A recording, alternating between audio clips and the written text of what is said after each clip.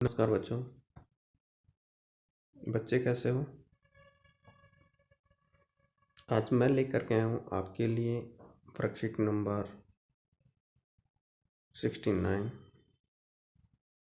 विषय हमारा हिंदी और हिंदी के अंतर्गत कृतिका पुस्तक का दूसरा पाठ जॉर्ज पंचम की नाक।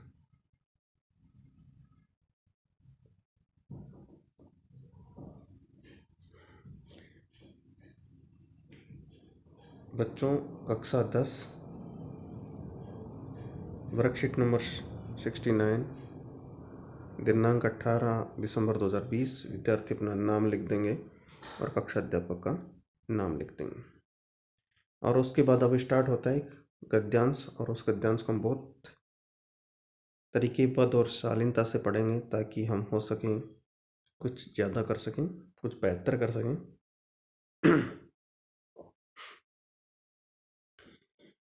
तो बात चल रही थी जॉर्ज पंचम की नाक की। इस नाक की भी एक लंबी दास्तान है। दास्तान का मतलब एक कहानी। समझ रहे हो बच्चों? दास्तान, दास्तान का मतलब होता है क्या? बताओगे? बताओ। दास्तान का तात्पर्य है कहानी से। एक लंबी कहानी है।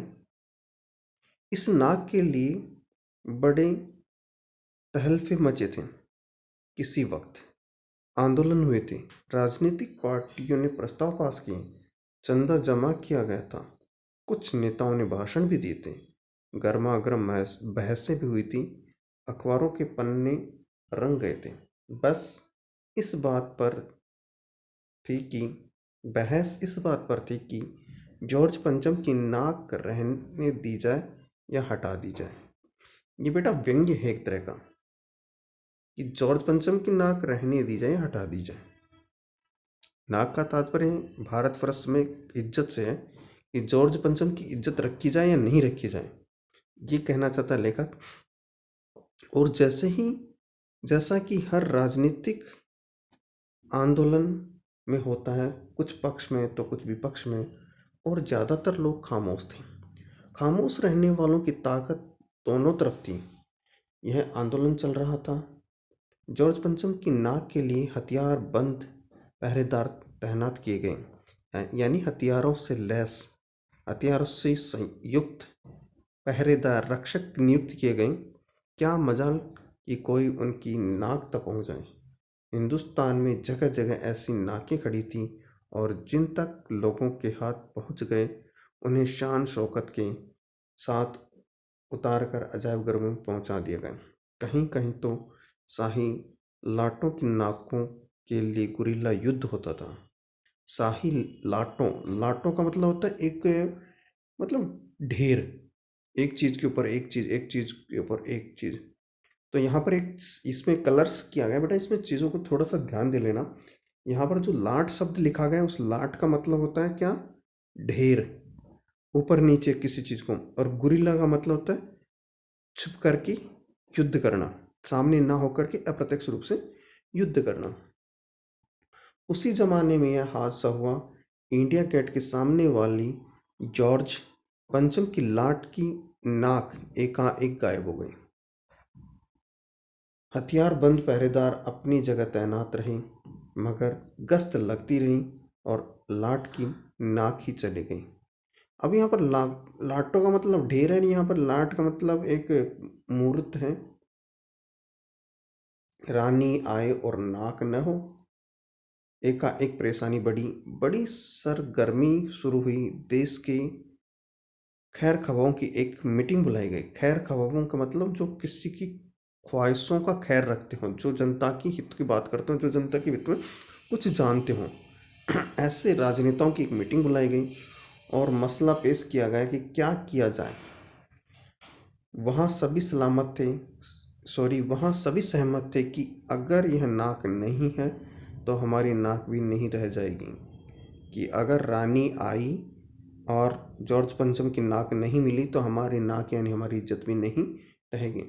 उच्च स्तर पर मशवरे हुए, दिमागी खरोजे गए। यह तय किया गया कि हर हालत में इस नाक का होना बहुत जरूरी है। यह तय होते ही एक मूर्तिकार को हुक्म दिया गया कि वह फौरन दिल्ली में हाजिर हो। मूर्तिकार यूं तो कलाकार था, पर जरा पैसे से लाचार था। आते ही उसने हुक्माकों यानी हुक्मरानों, जो हुक्म देने वाले थे, आदेश देने वालों के चेहरे देखे। अजीब परेशानी थी उन चेहरों पर। कुछ लटके, कुछ उदास, कुछ बदहवास थे। उनकी हालत देखकर लाचार कलाकार की आंखों में आंसू आ गए। तभी एक आवाज सुनाई दी, मूर्तिकार, जॉर्ज पंचम की नाक लगानी है।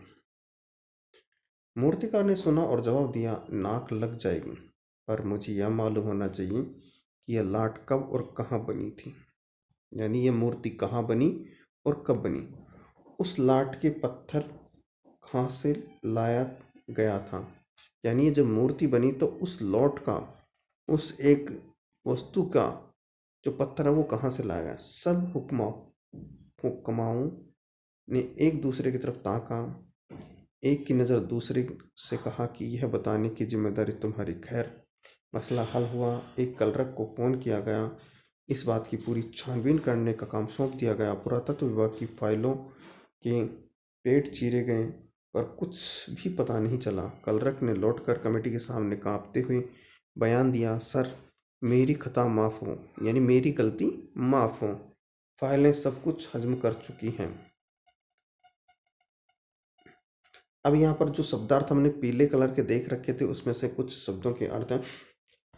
लाटों का मतलब खंबा या मूर्ति। खैर खवाओं का मतलब भलाई चाहने वाले। कमाकों का शासन वर्ग। ताका यानी देखा, मसला यानी समस्या। अब पहला प्रश्न आ रहा है, क्या आंदोलन चल रहा था और क्यों? किस चीज का आंदोलन चल रहा था? तो पहले ही हमारे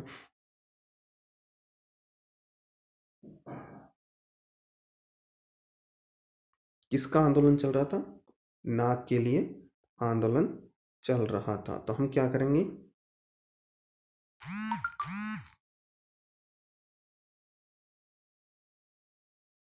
पहले प्रश्न का उत्तर आपके सामने है।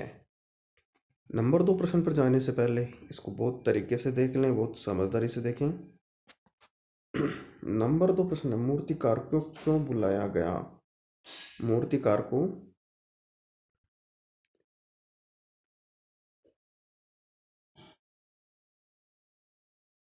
नाक लगाने के लिए बुलाया गया।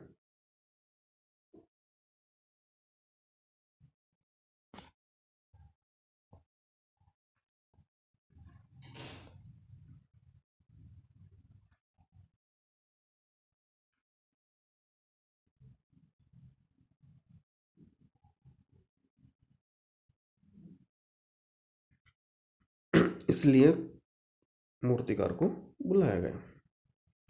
तीसरे प्रश्न पे, कलाकार किसे कहा गया? उसकी आंखों में आंसू क्यों आ गए? मूर्तिकार को कलाकार कहा गया क्योंकि कुछ अजीबोगरीब उसकी हरकतें उसको एक कला में माहिर करने में समर्थ थी।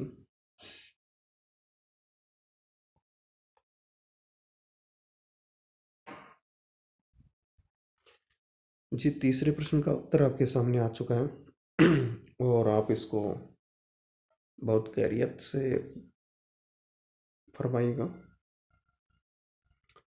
चौथे प्रश्न पर जानते हैं। लाट के बारे में पता लगाने के लिए बाबू के लिए फाइलों के पेट चीरे गए। फाइलें सब हजम कर चुकी थी। यहाँ फाइलों के पेट चीरने, उनसे सब कुछ हजम करने से आप क्या समझते हैं? यहाँ पर पेट चीरने से और फाइलों को सब हजम करने से है कि जो भी हमारे भारत में जिस तरह से भ्रष्टाचार व्याप्त है, तो यहाँ पर भ्रष्टाचार के कारण यहाँ किसी भी चीज़ का, किसी भी सबूत या किसी भी चीज़ का उचित तरीके से मिलना असंभव है। पेट छीनने का मतलब फाइलों को खोजना, फाइलों में तथ्य को खोजना, और हजम करने का मतलब फाइलों से दस्तावेज का गुम होना आदि है। अंतिम प्रश्न है प्रश्न 5 गतिविधि। प्रश्न 5 गतिविधि, आपने ऐसे कई मुहावरे और व्यंग्यात्मक बातें सुनी होंगी, पढ़ी होंगी, जिसमें नाक शब्द प्रयुक्त होता है। ऐसे 7 मुहावरे लिखकर उनका एक एक वाक्य भी लिखिए। जैसे नाक का कटना, लज्जा का चला जाना, ऐसे नाक से संबंधित बहुत सारे मुहावरे होंगे। उन 7 मुहावरों को लिख करके आप अपनी वर्कशीट में लिखें।